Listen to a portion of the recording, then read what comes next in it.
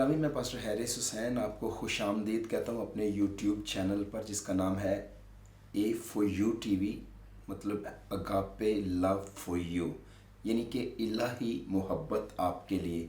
इस इलाही मोहब्बत की ही वजह से मैं आज आपके साथ एक नए मौजूए सुखन को बांटना चाहता हूँ, और वो मौजूए सुखन है आखिरत की तैयारी।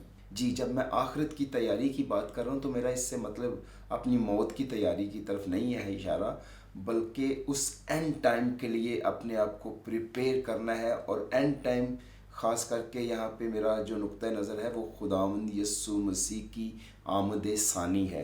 यानी हमें खुदावंद यस्सु मसीह की आमद सानी या दूसरी आमद के वास्ते अपने आप को तैयार करना है और दूसरों को तैयार होने में मदद फराहम करनी है। यही मसीही होते हुए मैं समझता हूँ हमारा अव्वलीन फरीज़ा जो है वो होना चाहिए। देखिए, जब खुदावंद यीशु मसीह ने उन 10 कमारियों की मिसाल दी जो दूल्हे के इस्तकबाल को निकली, और जब दूल्हे के आने में ताख़ीर हुई तो 10 की 10 कमारियाँ जो थीं वो सो गईं और ऊँघने लगीं। और 10 कमारियों में से 5 खुदावंद यीशु मसीह के बकौल ऐसी थीं जिन्होंने अपनी मशलें तो लीं, पर अपनी मशलों के साथ उन्होंने तेल भी अज़ाफ़ी तौर पर लिया। लेकिन जो बेवकूफ़ थीं उन्होंने अपनी मशलें लीं मगर अपने साथ अज़ाफ़ी तेल ना लिया। यानी जब बुरा वक्त आया या जब वो क्राइसिस आएगा या बहरान आएगा तो बहुत सारे ऐसे लोग होंगे जिनके पास मशलें तो हैं, जिनके पास लैंप तो है, जिनके पास चिराग तो है। चिराग क्या है? तेरा कलाम मेरे कदमों के लिए चिराग और मेरी राह के लिए रोशनी है। जिनके घरों में खुदा का कलाम तो है, जिनके हाथों में खुदा का कलाम तो है, मगर उस कलाम से उन्होंने अपने किरदार को संवारा नहीं है। उस कलाम से जानकारी पा के जो पाक रूह की मदद उन्हें फराहम हो सकती थी, उस मदद के लिए उन्होंने खुदावंद को पुकारा नहीं है कि खुदावंद यस्सु मसीह बाप से दरख्वास्त करता और वो उन्हें दूसरा मददगार यानी रूहुल कुद्दस देता। तो इन कमारियों ने, जिन्हें खुदावंद यस्सु मसीह ने बेवकूफ़ कमारियाँ कहा, उन्होंने अपने साथ मशलें तो ली मगर अपने साथ तेल ना लिया। यानी उन्होंने बाइबल मुकद्दस तो ली, चिराग तो उनके हाथ में है, मगर चिराग की रोशनी में चले नहीं हैं। यानी जो उस रोशनी से उन्हें बरकत मिल सकती थी वो उन्होंने हासिल नहीं की। दूसरे लफ्ज़ों में उन्होंने कलाम से अपने किरदार को नहीं निखारा। पाक रूह जो ऑयल या तेल से जिसको तशबीह दी गई है, उन्होंने रूहुल कुद्दस को अपनी ज़िंदगियों में उतारा नहीं है। इसलिए जब बुरा वक्त आने वाला है, बल्कि आ चुका है, जब क्राइसिस बढ़ते चले जा रहे हैं, तो ऐसी सूरत हाल में बहुत सारे लोगों की मशलें बुझी जाती हैं। और आखिरत की तैयारी के लिए मशलों का जलता रहना बड़ा ज़रूरी है। यानी मशलों का जलना बड़ा ज़रूरी है, और ये मशलें जलेंगी तो आखिरी वक्त की तैयारी में हमारी मदद कर सकेंगी। लेकिन आज बहुत सारे लोगों की मशलें बुझी जाती हैं, क्योंकि जब दूल्हे ने आने में देर लगाई और सब की सब कमारियाँ सो गईं, और जब आधी रात को शोर मचा, धूम मची के दूल्हा आ गया, तो सब उठीं और अपनी अपनी मशलें दुरुस्त करने लगी। लेकिन जिनके पास अज़ाफ़ी तेल नहीं था, अब उनकी मशलें तो बुझी जाती थीं। तो खुदावंद के कलाम में खुदावंद यस्सु मसीह ने फरमाया, मैं आपके सामने पढ़ता हूँ मत्ती रसूल की इंजील के 25वें बाब की 8वीं आयत में, और बेवकूफ़ों ने अक्लमंदों से कहा कि अपने तेल में से कुछ हमको भी दे दो, क्योंकि हमारी मशलें बुझी जाती हैं। आज मशलें चूँकि बुझी जाती हैं, इस फाइनेंशियल क्राइसिस में, इस रूहानी क्राइसिस में, इस माशी क्राइसिस में, और इस हर तरह के बदी के तूफ़ानों के अंदर आज बहुत सारी मशलें बुझी जाती हैं। और जब मशलें बुझी जाती हैं तो मशलों को जलने के लिए तेल चाहिए। और यहाँ जैसे बेवकूफ़ कमारियाँ अक्लमंद कमारियों से कह रही हैं कि अपने तेल में से हमें कुछ तेल दो ताकि हमारी मशलें भी जलती रहें। मैंने आपसे पहले अर्ज़ किया कि पाक रूह को या रूहुल कुद्दस को तेल से बाइबल मुकद्दस में तशबीह दी गई है। और फिर यहाँ पे मशलों के अंदर तेल का होना किरदार की भी अलामत है। आज बहुत सारे लोगों के किरदार मरते जा रहे हैं। बहुत सारे लोग जो बाकिरदार थे बद किरदार होते जा रहे हैं। اور بہت سارے لوگ ایسے ہیں جن کی مشعلیں بجھتی جا رہی ہیں، تو آخرت کی تیاری کیسے ہوگی؟ کہ جس طرح ان 5 کنواریوں نے جو بیوقوف تھیں عقل مندوں سے کہا کہ اپنے تیل میں سے ہمیں دے دو، میں سمجھتا ہوں کہ آج ہم میں سے بتھیروں کی حالت انہی 5 بیوقوف کنواریوں کی طرح ہے جنہوں کی مشعلیں بجھی جاتی تھیں اور انہوں نے تیل کے لیے ان عقل مند کنواریوں سے درخواست کر دی۔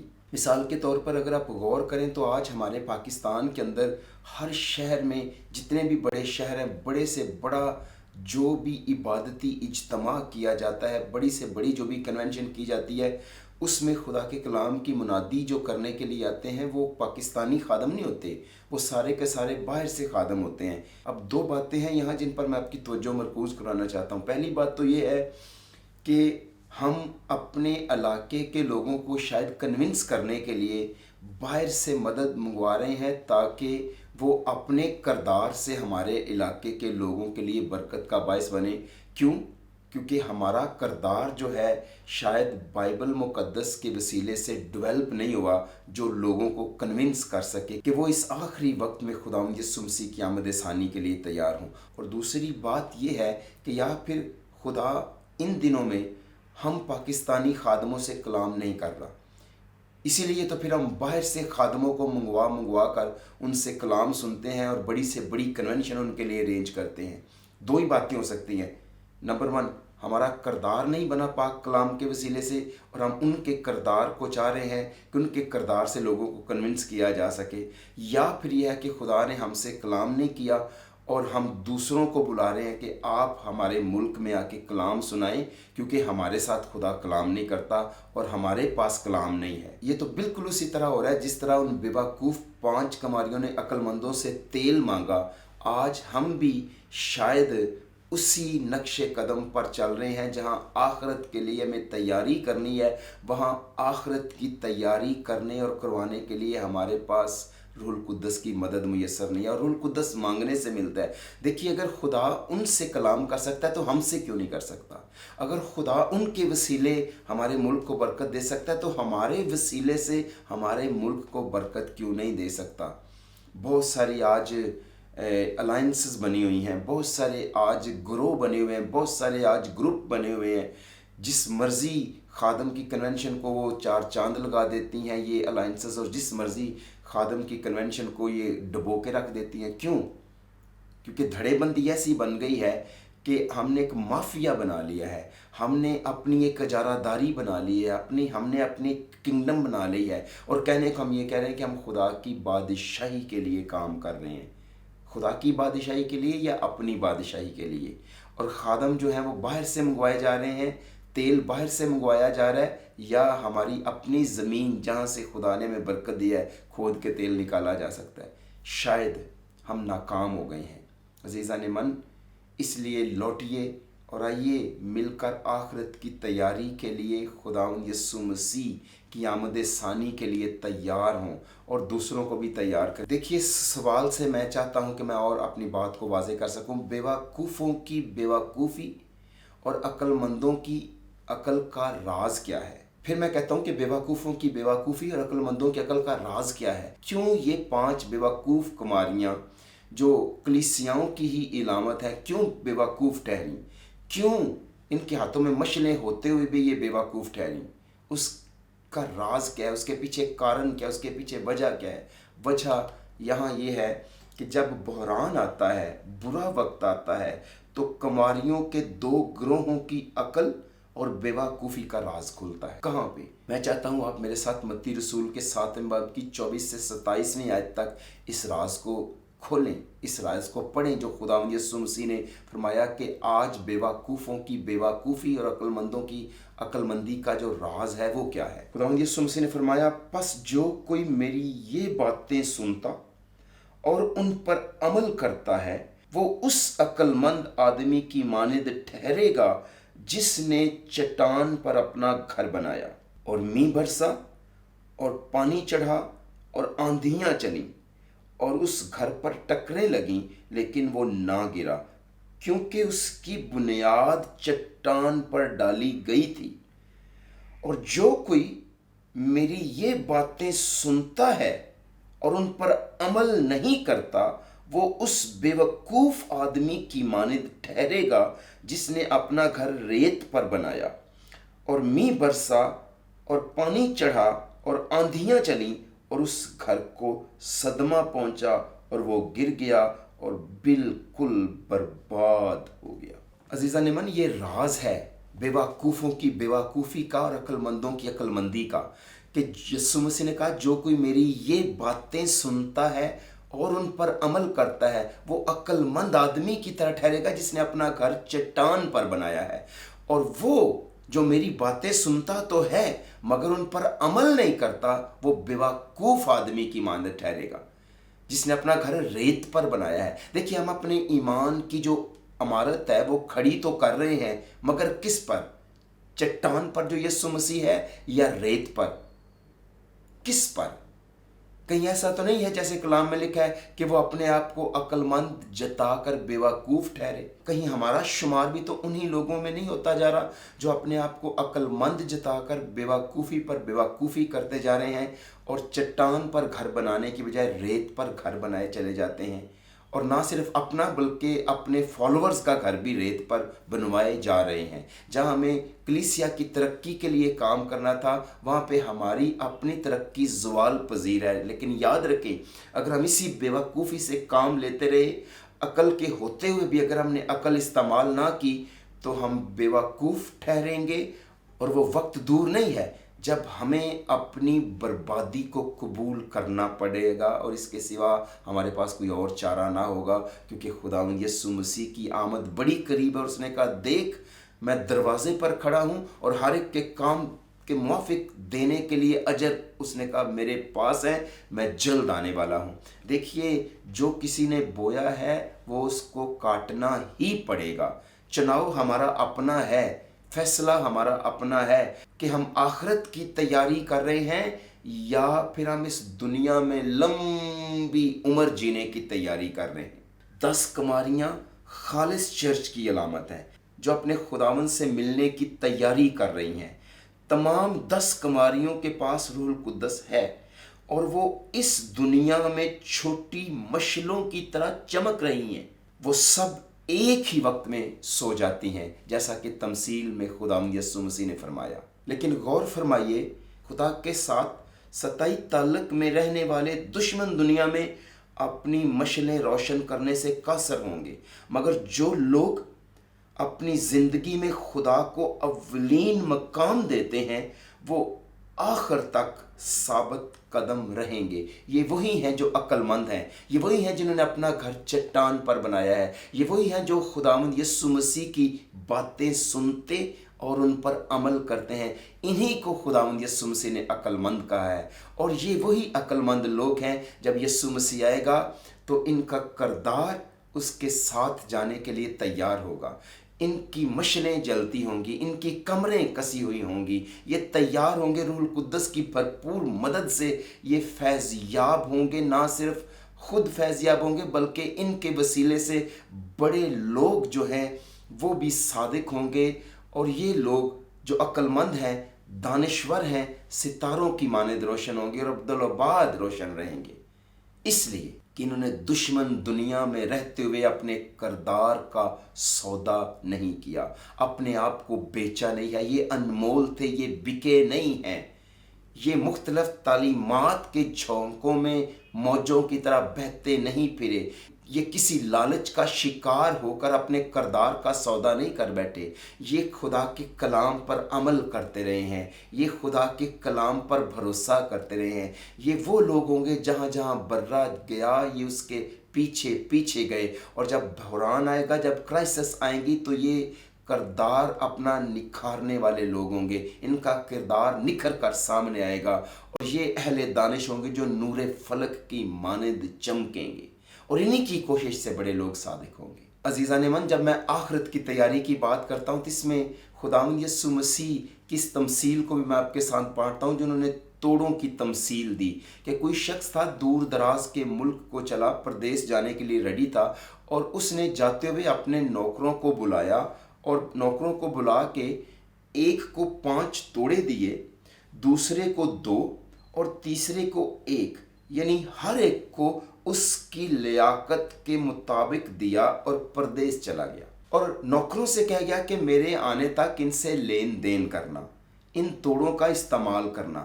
اب یہاں پہ اس تمثیل میں جو توڑوں کی تمثیل ہے، مالک جو امیر آدمی تھا وہ پردیس گیا اور اس نے اپنے نوکروں کو یہ توڑے دیے، اور یونانی زبان میں ٹیلنٹ یا توڑے کا جو مطلب ہے وہ ہے ٹلانٹا۔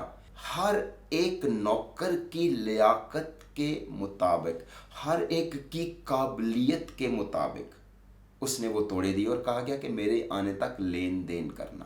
اب جب ٹیلنٹ کی یا ٹلانٹا کی بات ہے تو یاد رکھیے کہ ٹیلنٹ یا بیگز آف گولڈ اس نے دیے، سونے کے تھیلے دیے اس نے ان کو۔ اب ایک ٹیلنٹ کی یا ایک ٹلانٹا کی جو ورتھ ہے، اگر آپ ایک توڑے کی ورتھ دیکھیں یا ایک ٹیلنٹ کا وزن دیکھیں اور اس کا وزن اور اس کی ورتھ دیکھیں، تو وزن جو ہے وہ 28 سے 30 kg کے برابر ہے، اور اس کی جو ورتھ ہے، اگر میں اس وقت ڈالرز میں آپ کے سامنے پیش کروں، جو ڈالر میں ایک ٹیلنٹ کی یا ایک توڑے کی ورتھ بنے گی وہ 1,76,034 ڈالر جو ہے وہ ایک توڑے کی ورتھ بنے گی، اور اگر پاؤنڈز میں لیں تو 1,46,180 پاؤنڈ جو ہیں وہ ایک ٹیلنٹ کی یا ایک توڑے کی جو قیمت ہے وہ بنے گی۔ تو مالک نے اپنے نوکروں کو بلایا اور ہر ایک کو ان کی لیاقت کے مطابق وہ توڑے بانٹ کے گیا، اور توڑے بانٹنے کا مقصد اس کا پردیس جانے سے پہلے یہ تھا کہ وہ ان سے لین دین کریں اور مالک کے لیے اس سے کمائی کریں، مالک کو فائدہ ہونا چاہیے۔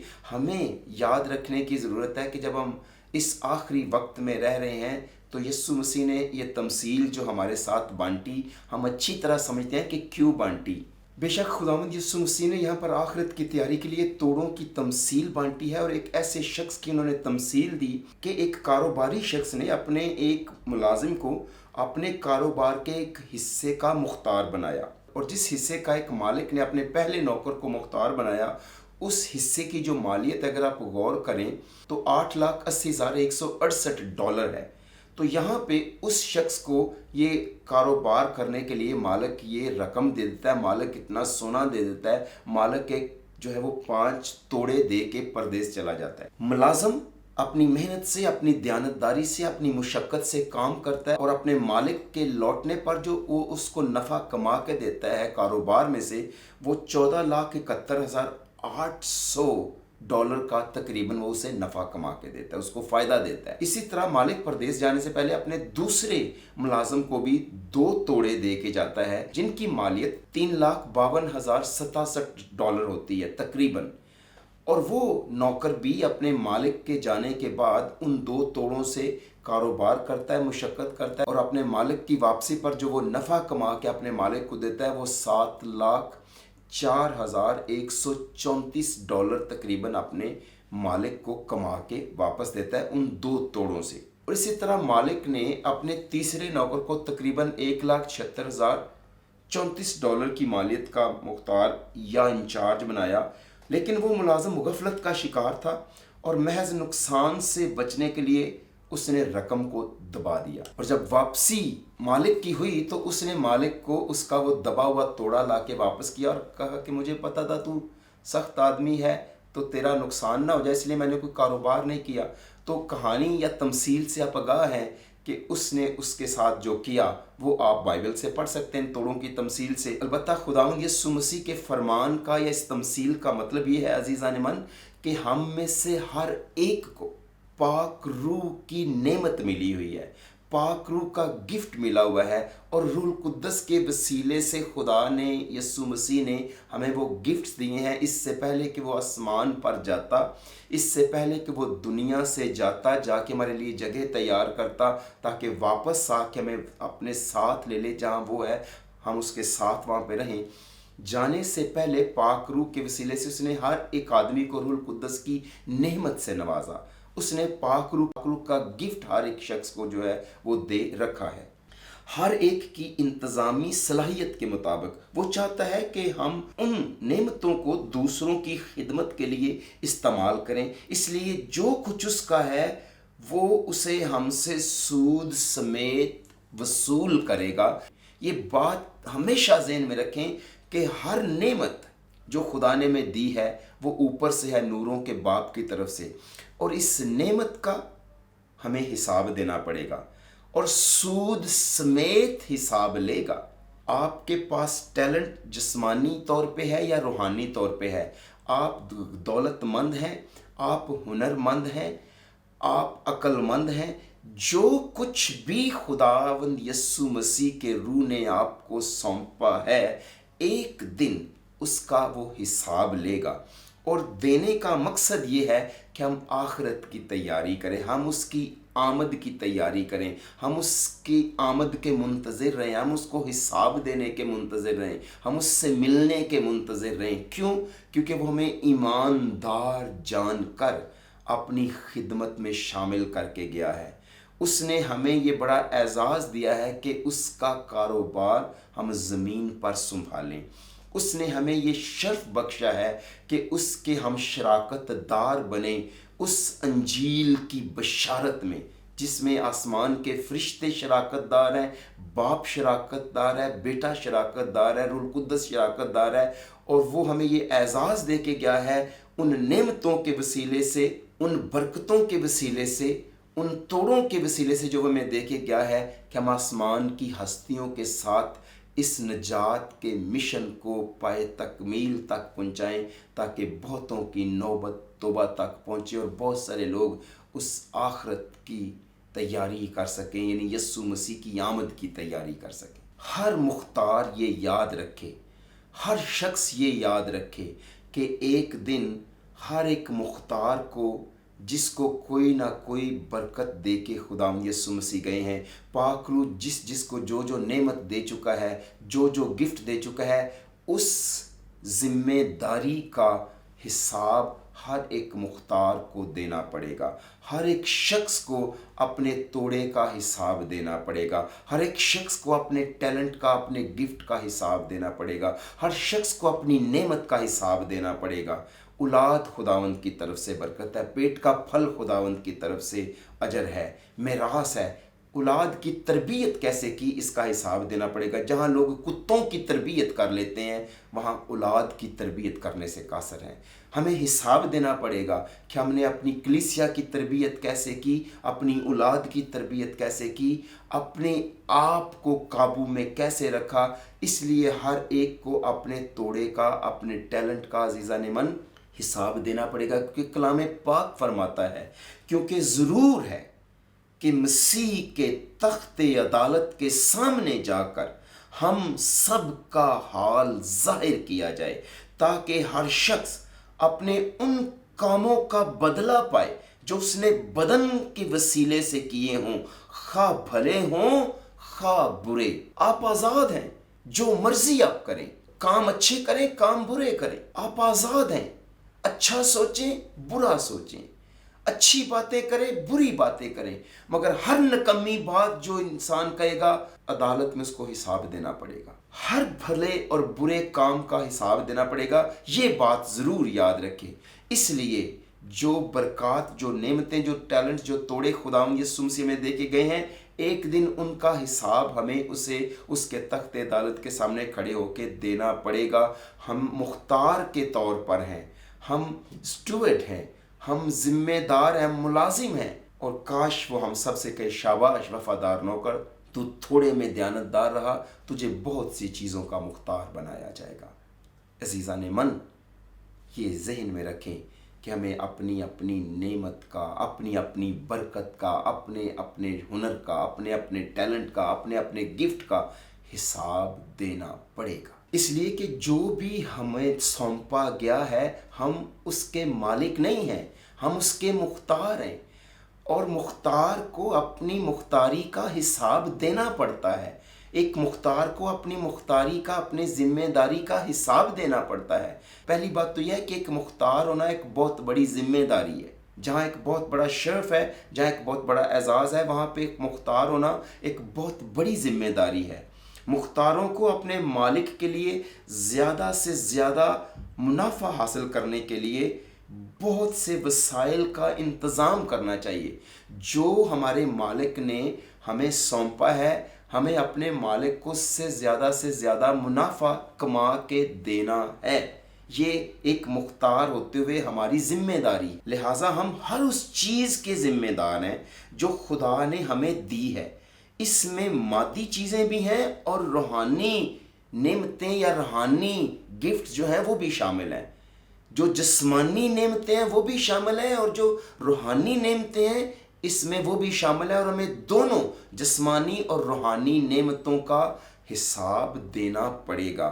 اپنی مختاری کا، اپنی ذمہ داری کا حساب دینا پڑے گا کہ ہم نے ان کو یوٹیلائز کیسے کیا ہے، ہم نے اس سے مالک کے لیے نفع کیا کمایا ہے، اور ہمیں حساب دینا پڑے گا، کیونکہ ہم محض مختار ہیں، ہم محض انچارج ہیں، ہم مالک نہیں ہیں۔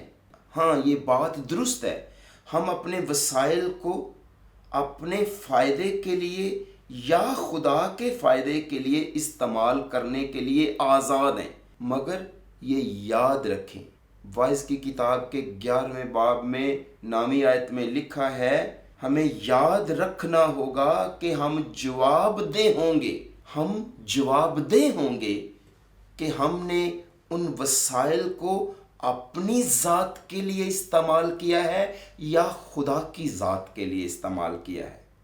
جواب دہ ہم ہوں گے، جو ہمارے ذمے ہے وہ واجب الادا ہے اور ہمیں ادا کرنا پڑے گا۔ ہمیں اپنے مالک کے تمام سامان کا مختار اور محافظ ہونے کے لیے بلایا گیا ہے۔ اپنے خداوند کی تمام ان نعمتوں کے ہم محافظ ہیں، وہ برکات جو اس نے جسمانی طور پر دی ہیں ان کے بھی ہم محافظ ہیں، اور جو روحانی طور پر دی ہیں ان کے بھی ہم محافظ ہیں۔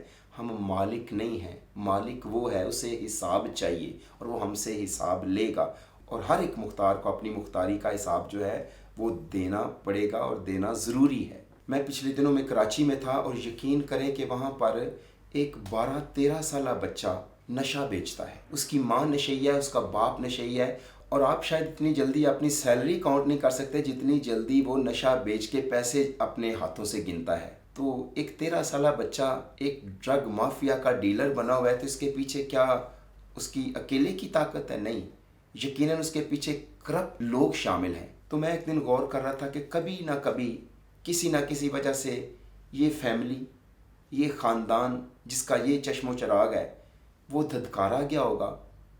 پہلے خاندان کی طرف سے دھتکارا گیا ہوگا، پھر چرچ کی طرف سے دھتکارا گیا ہوگا، اور آج اس دھتکار کی وجہ سے جس کو برا ہی کہا گیا ہوگا، اس نے کہا چلیں اگر میں برا ہوں تو میں پھر برا بن کے دکھاؤں گا۔ والدین نے یہ ٹھان لیا، اور یقین کریں جہاں پہ وہ نشہ بیچتا ہے وہاں پہ 7 چرچ ہے، اور اسی چرچ کے سامنے جو ایک مجمع لگا ہوتا ہے ہیروئن پینے والے لوگوں کا، بالکل یہ وہی حال ہے وہاں پہ کراچی کے اندر بنا ہوا جو کبھی عیسیٰ نگری کا حال ہوا کرتا تھا۔ اور اس کے باوجود اس علاقے میں بے شمار چرچز ہیں، 8-10 محلے وہاں پہ جو اکٹھے ہوئے تھے، ٹوٹے ہیں مختلف جگہوں سے، اور سب کو وہاں پہ جگہ ملی، اور سب سے بڑا مسیحیوں کا لقب وہ گنا جاتا ہے۔ اگر کسی بھی خادم کو گورا لا کے منادی کروانی ہوتی ہے تو وہ وہیں علاقہ چنتا ہے، کیونکہ وہاں سے بسیں بھر بھر کے لائی جاتی ہیں، لوگوں کو لایا جاتا ہے۔ اور مجھے معاف کر دیں جو میں بات کہنے لگا ہوں، اس علاقے میں جو مسیحیوں کا نامور علاقہ ہے، یقین کریں بس اب اس کو کوئی نام دینا باقی رہ گیا ہے، باقی وہاں پہ سارے بدی کے کام ہوتے ہیں، باوجود اتنے چرچز ہیں۔ کیوں؟ کیونکہ ہماری مشلیں بجھی ہوئی ہیں۔ کیوں؟ کیونکہ ہمارے کردار نے بینگ خادم، بینگ لیڈرز، ان لوگوں تک رسائی نہیں کی، کیونکہ اپنی آخرت کی تیاری ہم نے نہیں کی اور نہ انہوں نے کی۔ میں یوحنا آباد میں تھا، کچھ سال پہلے کی بات ہے، تو ایک میرے خادم دوست نے بتایا کہ یہاں پہ ایک شخص نشہ آ کے نوجوانوں کو بیچتے ہیں۔ کئی دفعہ اس کی کمپلین کی گئی، اس کو پکڑوایا بھی گیا پولیس کے ہاتھوں، لیکن وہ پھر آ جاتا ہے، پھر نشہ بیچتا ہے۔ تو یعنی سوچے سمجھے منصوبے کے تحت آپ کی نسل تباہ کی جا رہی ہے، آپ کے محلوں کو تباہ کیا جا رہا ہے، آپ کے خاندانوں کو تباہ کیا جا رہا ہے، مگر ہم غفلت کی نیند میں سوئے پڑے ہیں۔ جہاں ہمیں آخرت کی تیاری کرنی تھی، آمد ثانی کی تیاری کرنی تھی، تیار رہنا تھا، کمرے کسی رکھنی تھی، چراغ جلتے رہنے چاہیے تھے، وہاں پہ ہماری مشلیں بجھی جاتی ہیں और हम अपने आप को अक्लमंद ठहरा कर बेवकूफ़ ठहर रहे हैं। हमारे हाथों से ज़िंदगियां निकलती जा रही हैं, हमारे ख़ानदान बर्बाद होते जा रहे हैं, और हम लोगों से बाहर भीख मांग रहे हैं कि अपने किरदार की भीख दो, कि हमें कलाम सुनाओ। शायद हमारे साथ खुदा कलाम नहीं करता, और मांगी गई भीख कभी हमें सेटिस्फाई नहीं कर सकेगी। हम भिखारी बन गए हैं क्योंकि हमने इंसानों से मांगा है। खुदावंद से मांगते तो हमारी ज़रूरतें पूरी होती। हमारे लोग, हमारी कलीसियाएँ तबाह हो रही हैं।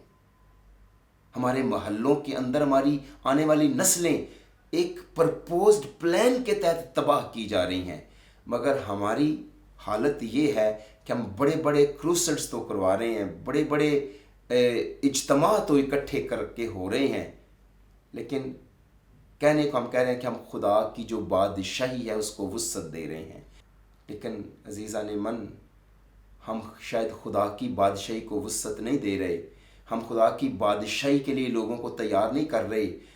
हम शायद ज़मीन पर अपनी बादशाही बना रहे हैं। अगर कभी कोई वक्त था जब हमें ईमान और रूहानी रोशन ख्याली की ज़रूरत थी, तो वो वक्त अब है। जो लोग दुआ में बेदार हैं और खुदा की मर्ज़ी को जानते और उस पर अमल करने की शदीद ख्वाहिश के साथ रोज़ाना सहीफ़ों को तलाश करते हैं, वो शैतान के किसी भी फ़रेब से गुमराह नहीं होंगे। वो कभी भी गुमराह नहीं होंगे, क्योंकि वो खुदा की मर्ज़ी को जानते हैं और उसके मुताबिक अमल करते हैं। वो सहीफ़ों की तलाश करते हैं। और यीशु मसीह ने कहा, जो कोई मेरी ये बातें सुनता और उस पर अमल करता है वो अक्लमंद है। जो नहीं सुनता और अमल नहीं करता वो बेवकूफ़ है। आपने एक फ्रेज़ सुनी होगी अक्सर खादिमों के मुंह से कि आएँ जी खुदा की बादशाही के लिए मिल के काम करें, आएँ जी खुदा की बादशाही को वुसअत दें, आएँ जी खुदा की बादशाही को बढ़ाएं। लेकिन बात यहाँ पर जो मैं आपके साथ बांटना चाहता हूँ कि वो जो खुदा की बादशाही को वुसअत देने की बात करते हैं, या खुदा की बादशाही को बढ़ाने की बात करते हैं, या खुदा की किंगडम को डेवलप करने की बात करते हैं, कहाँ पर खुदा की किंगडम को डेवलप करने की बात करते हैं? कहाँ पर वो खुदा की बादशाही को चाह रहे हैं कि डेवलप हो? इस ज़मीन पर। यानी वो बादशाही जो कायम कर रहे हैं वो इस ज़मीन पर बादशाही कायम कर रहे हैं। वो इस ज़मीन पर बादशाही कायम करना चाहते हैं, मगर वो इस गुमान का शिकार हैं। मैं आपके सामने खुदावंद यीशु मसीह की अशरफियों की एक तमसील का जिक्र करना चाहता हूँ, जो लूका रसूल की इंजील के 19वें बाब की 11वीं आयत से 37वीं आयत तक है। जब यहूदी ये गुमान कर रहे थे कि खुदा की बादशाही अभी ज़ाहिर हुआ चाहती है, तो खुदावंद यीशु मसीह ने उनके इस गुमान को दूर करने के लिए एक तमसील कही। अभी भी जब ये लोग गुमान कर रहे हैं कि हम ज़मीन पर खुदा की बादशाही डेवलप कर रहे हैं, खुदा की बादशाही ज़मीन पर कायम कर रहे हैं, खुदा की बादशाही में लोगों को हम लाला के जमा कर रहे हैं, तो सारे बादशाह बनते जा रहे हैं ज़मीन पर, ये भी एक गुमान है। लिखा जब वो गुमान करते थे तो यीशु ने उनकी आंखें खोली। और आज इस तमसील से मैं चाहता हूँ कि हम अपनी आंखें भी खोलें। मैं आपके लिए पढ़ूंगा नहीं, मैं आपको खुलासा बयान करके बताऊंगा और आप इस तमसील को खुद पढ़ें। हवाला आपके सामने है, ये अशरफियों की तमसील है। खुदावंद यीशु मसीह ने कहा कि एक अमीर शख्स दूर के मुल्क को गया, दूर दराज गया, ताकि बादशाही हासिल करके वापस आए। और जब बादशाही लेने के लिए जा रहा था तो उसने अपने नौकरों को बुलाया और उनको 10 अशरफियाँ तकसीम कर दी। 10 अशरफियाँ जब उनको तकसीम की तो उनसे उसने कहा कि मेरे आने तक लेन देन करना। क्यों? क्योंकि वो बादशाही लेने के लिए गया है। और जब वो वापस आया तो एक शख्स ने कहा, मालिक मैंने तेरी अशरफी से 10 अशरफियाँ कमाई हैं। उसने कहा, शाबाश, ले अब तू 10 शहरों पर हुक्मरानी कर। दूसरा आया, उसने कहा, मालिक मैंने भी तेरी अशरफियों से कामकाज किया है, 5 अशरफियाँ कमाई हैं। उसने कहा, शाबाश, तू 5 शहरों पर हुक्मरानी कर। एक शख्स आया, उसने कहा, जी मैंने तो आपकी अशरफी रुमाल में लपेट के जो थी वो छुपा दी थी, क्योंकि मुझे पता है आप सख्त आदमी हो, जब आप बिखेरा नहीं वहाँ से काटते हो, तो इसलिए ये जनाब आपकी अशरफी है। तो उसने कहा तू अपनी बातों में फंस गया, जब तुझे पता था कि मैं जहाँ बोता नहीं वहाँ से काटता हूँ, तो तू ये मेरी अशरफी साहूकारों को देता ताकि मैं सूद समेत तो वापस लेता, लेकिन तूने तो ये टैलेंट दुबा दिया। इंजाम ये है कि उसको हिसाब देना पड़ा, हमें हिसाब देना पड़ेगा कि हम अपने तोड़ों को दुबा रहे हैं। जो तोड़ा वो हमें देके गया है, उसने कहा मैंने रुमाल में लपेटा। आज बड़े सारे लोगों ने जो वो खुदा का कलाम हमें देके गया उसको रुमाल में ही लपेटा हुआ है, इस्तेमाल नहीं है, उससे किरदार डेवलप नहीं किया, लेन देन नहीं किया, पाक रूह कलाम के वसीले से हासिल नहीं किया। लेकिन हम तो हासिल कर रहे हैं खादमों के हाथ रखने के वसीले से। हम तो मांग रहे हैं रूल कुद्दस अमेरिका से, या रूल कुद्दस हमारे लिए आता है कनाडा अफ्रीका से, हमारे लिए तो रूल कुद्दस वहाँ से आता है। हमारे पास तो यहाँ पे मुयस्सर ही नहीं है, क्योंकि हमारे पास तो है नहीं है, फुकदान है, बहरान है। इसलिए तो हम बाहर से रूल कुद्दस को मंगवाते हैं ताकि कोई खादम आए और हमें रूल कुद्दस आके दे के जाए, हमें हमारा किरदार दे के जाए, ताकि उससे लोग मुतासर होके खुदा यीशु मसीह क़यामत के लिए तैयार हों। अज़ीज़ान मन, यीशु मसीह की बादशाही जो ज़मीन पर ये लोग कायम कर रहे हैं, बेसिकली इनकी अपनी बादशाही कायम हो रही है। ये खुदावंद यीशु मसीह की बादशाही की बात नहीं कर रहे, क्योंकि उनको भी गुमान था और इनको भी गुमान है कि ये बादशाही कायम कर रहे हैं। हालांकि बादशाही उसने में ये नहीं कहा कि मेरे आने तक मेरी बादशाही कायम करना, नहीं, वो ये नहीं कह के गया। हमें उसकी बादशाही के लिए तैयार होना है, लोगों को भी करना है। वो अभी बादशाही लेने के लिए गया है और हम यहाँ अपनी बादशाही बना रहे हैं। हम यहाँ कह रहे हैं हम बादशाही में लोगों को शामिल कर रहे हैं, अभी तो वो बादशाही लेने के लिए गया है। जब वो आएगा तो उसकी रान पे लिखा होगा बादशाहों का बादशाह, खुदावंदों का खुदा। बादशाही लेने के लिए गया है और उसके आने से पहले हमें उसकी बादशाही में शामिल होने के लिए तैयार होना है, उस आखिरत के लिए तैयार होना है, उसकी आमद के लिए तैयार होना है, उसके इस्तकबाल के लिए तैयार होना है। उससे पहले हमें कोई बादशाही बनानी नहीं है। किस गुमान में है हम? अजीज़ान मन, गौर फरमाएं। इफसियों के 4 बाब की 8वीं आयत 11वीं से 12वीं आयत में लिखा है, जब वो आलम बाला पर चढ़ा और आदमियों को इनाम दिए, उसी ने बाज को रसूल और बाज को नबी और बाज को मुबश्शिर और बाज को चरवाहा और उस्ताद बनाकर दे दिया, ताकि मुकद्दस लोग कामिल बने और खिदमत गुजारी का काम किया जाए और मसीह का बदन तरक्की पाए। वो हमें ये गिफ्ट्स इनाम इसलिए दे के गया है ताकि मसीह का बदन तरक्की पाए, ताकि खिदमत गुजारी का काम किया जाए। लेकिन हम तो खिदमत करवाने का काम उससे बढ़ा रहे हैं, हम तो खिदमत उससे अपनी करवा रहे हैं। गौर करें, जो वो खिदमतें दे के गए उन खिदमात के अंदर रसूल है, नबी है, मुबश्शिर है, चरवाहा है, उस्ताद है, मगर परस्तार नहीं है। लेकिन आज हमारी खिदमत का दारोमदार सिर्फ एक परस्तार पर होके रह गया है। आपके सामने है, हम अपनी खिदमत इजाद करके उसी पे लगे हुए हैं, लेकिन जो खिदमात, जो इनाम वो देके गया, उनको उसकी खिदमत में, खिदमत गुजारी के काम में, उसके बदन की तरक्की में हम यूटिलाइज नहीं कर रहे, क्योंकि आज इनकी कदर नहीं है। हमें होश के नाखुन लेने होंगे, हमें आदमियों की बाजीगिरी से और आदमियों की तालीम से बचना होगा और खुदावंद यीशु मसीह के कलाम की तरफ फिर लौटना होगा।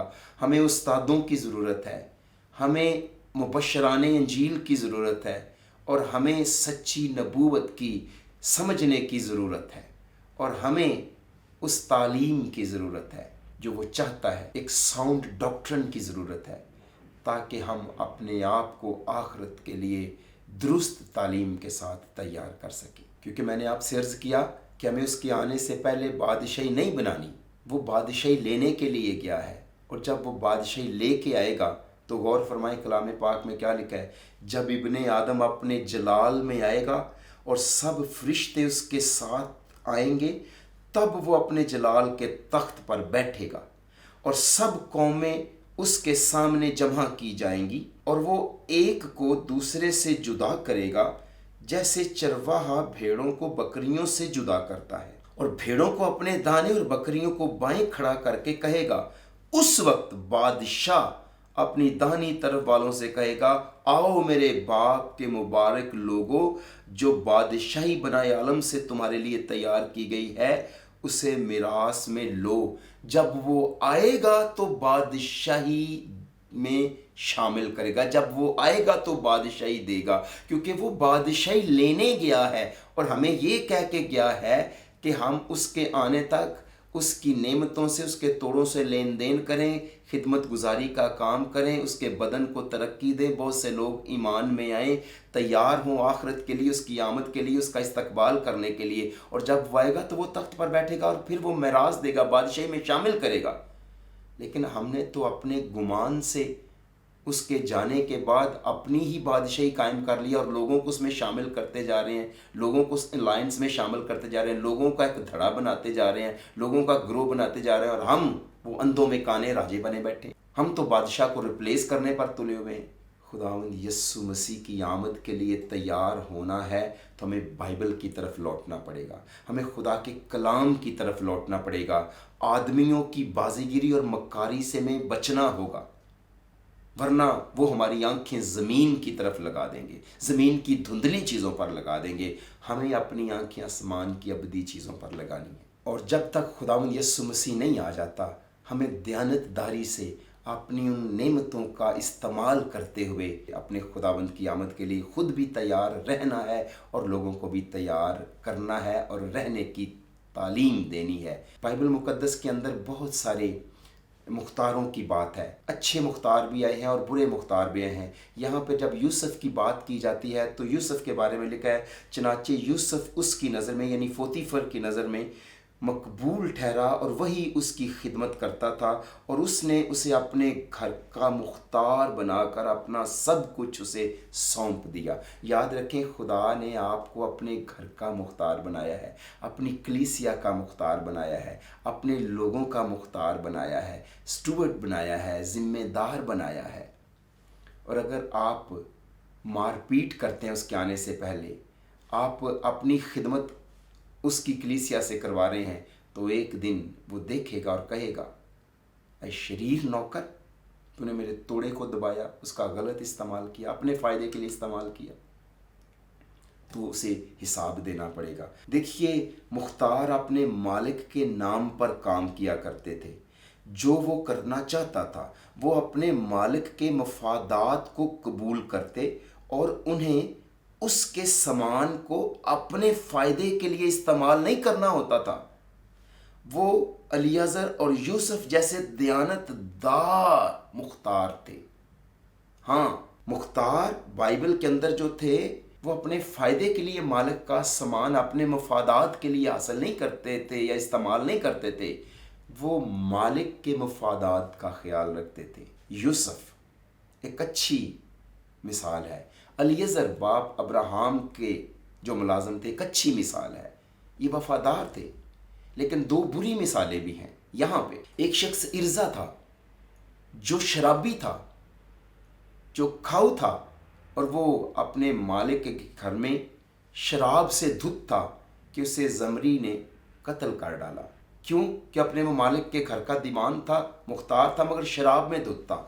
और जब ये सुमसे आएगा, अगर ऐसा मुख्तार जो शराबी हो, खाऊ हो और उसके जाने के बाद नौकरों को मारता होगा, तो उसका अंजाम भी यही होगा जैसे कि बाइबल मुकद्दस में लिखा हुआ है। जब वो वापस आएगा तो ऐसे मुख्तार को सज़ा देगा। और अगर आज खुदा ने अपनी कलीसिया हमारे ज़िम्मे लगाई है और हम अपने मफादात के लिए उस कलीसिया का इस्तेमाल कर रहे हैं, मालिक का सामान अपने मफाद के लिए इस्तेमाल कर रहे हैं, तो हिसाब हमसे भी लिया जाएगा। अगर हमारी औलाद उस मफादात को जो खुदावंद का है उससे फैज़याब हो रही है और हम अपने आप को फैज़याब कर रहे हैं, हम उससे लुत्फ़ अंदोज़ हो रहे हैं और हमने अपनी बादशाही बनाया रखी है उसकी कलीसिया के अंदर, तो हमें हिसाब देना पड़ेगा। क्योंकि जहाँ पर दयानतदार मुख्तारों की बाइबल बात करती है, वहाँ पर बददयानत मुख्तारों की भी बात करती है। जैसे मैंने आपके सामने इर्जा की बात की पहले सलातीन के बाब नंबर 16 की 9वीं आयत में। फिर एक यहाँ पे दूसरा बददयानत मुख्तार शिबना है, जिसकी मिसाल मैं आपके सामने बाइबल से पढ़ता हूँ। यशायाह की किताब के 22 बाब की 15वीं आयत से लिखा है, खुदावंद रब्बुल फ़ाज यूँ फरमाता है, उस खजानची शिबना पास जो महल पर मुअय्यन है, जा और कह, तू यहाँ क्या करता है? तेरा यहाँ कौन है? तू यहाँ अपने लिए कब्र तराशता है, बुलंदी पर अपनी गोर तराशता है और चट्टान में अपने लिए घर खुदवाता है। देख है ज़बरदस्त, खुदावंद तुझको ज़ोर से दूर फेंक देगा, वो यकीनन तुझे पकड़ रखेगा और बेशक तुझको गेंद की मानद घुमा घुमा कर वसी मुल्क में उछालेगा, वहां तू मरेगा और तेरी हशमत के रथ वहीं रहेंगे। ऐ अपने आका के घर की रसवाई, मैं तुझे तेरे मनसब से बरतरफ करूंगा, हाँ वो तुझे तेरी जगह से खींच उतारेगा। जिसने अपनी कब्र तराशी, जो अपने मालिक के घर के लिए रसवाई बना, जो अपने मालिक के महल में खजानची था, जिसने मालिक के खजाने से अपने लिए पैसा चोरी किया, बददियानत मुख्तार। कब्र तराशी आज भी उसकी कब्र जो है वो ब्रिटिश म्यूजियम के अंदर पड़ी हुई है, देखी जा सकती है, लेकिन खुदावंद ने उसे उसके ओहदे से हटाया। शिबना ने जैतून के पहाड़ पर एक शानदार कब्र बनाकर अपने ज़ाती मफादात को आगे बढ़ाने के लिए मुख्तार के ओहदे का इस्तेमाल किया तो उसे फारग कर दिया गया। और आज बहुत सारे ऐसे लोग हैं जो मुख्तार के ओहदे का इस्तेमाल अपने मफादात के लिए कर रहे हैं, जिनमें बहुत से खादिम शामिल हैं, जिनमें बहुत से एल्डर्स शामिल हैं, जिनमें बहुत से कलीसिया के रहनुमा शामिल हैं। लेकिन याद रखें, ना सिर्फ उनके ओहदे से उन्हें फारग किया जाएगा, बल्कि उन्हें हिसाब देना पड़ेगा, और कोड़ी कोड़ी जब तक अदा ना करें उन्हें वहाँ रहना पड़ेगा जहाँ रोना और दांतों का पीसना है। क्यों? क्योंकि उन्होंने अपने मालिक के मफादात को नहीं, अपने मफादात को मद्देनज़र रखा है। बददियानत मुख्तार, जो तोड़े उन्हें आमद सानी की तैयारी के लिए दिए गए थे, उन्होंने दुनिया में ज़िंदगी बसर करने के लिए सर्फ किए हैं। उन्होंने मालिक का पैसा अपनी ज़ात पर सर्फ किया है। उसके बेटे की इंजील नहीं, वो अपनी गवाहियाँ सुनाते रहे हैं। जिस तरह खुदावंद यीशु मसीह ने एक बददियानत नौकर के बारे में कहा, जब उसका मालिक आया, बस उसने उसको बुला कर कहा कि ये क्या है जो मैं तेरे हक में सुनता हूँ, अपनी मुख्तारी का हिसाब दे, क्योंकि आगे को तू मुख्तार नहीं रह सकता। अजीज़ों, जिस दिन वो मुख्तारी का हिसाब लेगा, हमारी रिपोर्ट्स जो फरिश्तों ने बना रखी हैं, उनकी बिना पर जब वो हमें जज करेगा, जब वो हमारी मुख्तारी का हिसाब लेगा, तो वो कहेगा कि आइंदा को तू मुख्तार नहीं रह सकता। यहूदा की तरह उसका ओहदा कोई दूसरा ले लेता है। क्यों? क्योंकि वो खजांची था और वो चोर था, बददियानत था। एक दिन हो सकता है कि खुदावंद आपको भी शिबना की तरह आपके ओहदे से बरतरफ कर दे। हो सकता है कि आप जो खजांची हैं खुदा के घर के, खुदा के पैसे के, हो सकता है आप जो खादम हैं और आप अपने खुदा के सारे उस रुपए पैसे को अपना आप मालिक समझते हैं, हो सकता है एक दिन खुदा आपको उस ओहदे से बरतरफ कर। हो सकता है यहूदा की तरह आपका ओहदा कोई दूसरा ले ले। इससे पहले अजीज़ा ने मन, ये वक्त आए अपने आप को तैयार करें यीशु मसीह की आमद के लिए, अपनी मुख्तारी का हिसाब देने के लिए, ताकि जब वो हमसे हमारी मुख्तारी का हिसाब मांगे तो हमें शर्मिंदा ना होना पड़े, बल्कि बाप की तरफ से, मालिक की तरफ से हमारी तारीफ और वो कहे, शाबाश दयानतदार नौकर, तू थोड़े में दयानतदार रहा, तुझे बहुत सी चीज़ों का मुख्तार बनाया जाएगा। अजीज़ों, नया अहदनामा हमारी तवज्जो मुख्तार की जिम्मेदारी पर दिलाता है। हर मुख्तार अपने आका के सामने जवाबदेह है। बददियानत मुख्तारों को सज़ा दी जाती है नए अहदनामे में, लेकिन वो फिर भी रूहानी ज़वाल से बच सकते हैं। सज़ा दी जाती है लेकिन फिर भी वो रूहानी ज़वाल से बच सकते हैं। खुदावंद हमें ज़िंदगी से इसलिए खारिज नहीं कर देगा कि हमने बददियानती की है, उसका नुकसान किया है, इसलिए ज़िंदगी से खारिज नहीं करेगा। ज़िंदगी से खारिज इसलिए हम कर दिए जाएंगे क्योंकि हमने उसकी बातें सुनी पर उन पर अमल नहीं किया। जहाँ बाइबल के अंदर बददियानत मुख्तारों की मिसालें हैं, वहाँ दयानतदार मुख्तारों की भी मिसालें हैं। और दयानतदार मुख्तारों के बारे में खुदा का कलाम कहता है, मुबारक है वो नौकर जिसका मालिक आकर उसको ऐसा ही करते पाए जैसा वो उसको कह कर गया था, जैसा वो उसको जिम्मेदारी देकर गया था। वो नौकर मुबारक है। मैं ये सुनने का आरज़ूमंद हूँ कि वो मुझे कहे, शाबाश दयानतदार नौकर, तू थोड़े में वफादार रहा, तुझे बहुत सी चीज़ों का मुख्तार बनाया जाएगा। दयानतदार मुख्तारों की तारीफ़ खुदावंद की तरफ से की जाती है और होगी। उन्हें बड़ी जिम्मेदारी दी जाती है और दी जाएगी। लेकिन याद रखिए अजीज़ों, यीशु मसीह की आमद का इंतज़ार करते हुए हमें अपने तोड़ों को जिम्मेदारी से इस्तेमाल करना होगा। हमें अपने तोड़ों को, हमें अपनी नेमतों को, हमें अपने टैलेंट्स को ज़िम्मेदारी से इस्तेमाल करना चाहिए और आखिरत की तैयारी करें और दूसरों के साथ मिलकर करें और दूसरों को साथ लेकर करें। खुदावंद हमारा बड़ी जल्दी आ रहा है और एक दिन जब वो आएगा उस वक्त वो हमें अपनी मेरास में शामिल कर कर कहेगा, मेरे बाप के मुबारक लोगों, बनाए आलम से पेशतर ये मेरास तुम्हारे लिए दी तैयार की गई थी, आओ इसे ले लो। उस दिन तारीफ़ खुदावंद की तरफ से हमारी होगी। क्या आप चाहते हैं कि उस दिन आपकी तारीफ़ खुदावंद की तरफ से हो? यिर्मयाह की किताब के 22वें बाब में लिखा है, क्या तू इसलिए सल्तनत करेगा कि तुझे दीवारों पर काम करने का बड़ा शौक़ है? आज मेरे बहुत से भाई इसीलिए पादरी बन के खिदमत करेंगे कि उन्हें घर बनाने, बड़ी बड़ी बिल्डिंग्स बनाने और गाड़ियाँ रखने का बड़ा शौक़ है। देखें, हम सब मुख्तार हैं अज़ीज़ान मन, और हमें अपनी मुख्तारी का हिसाब देना पड़ेगा।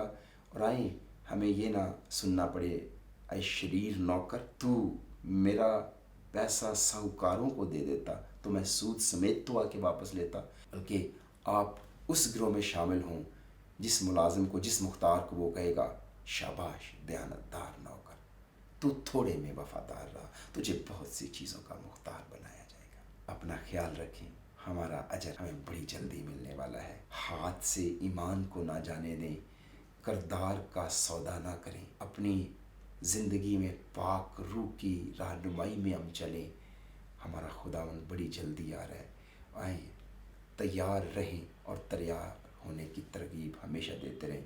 अपना ख्याल रखें, दोबारा मुलाकात होगी एक नए पैगाम के साथ। तब तक मुझे इजाज़त दीजिए। आपका खैर अंदेश pastor Harris Hussain, Agape fellowship church international.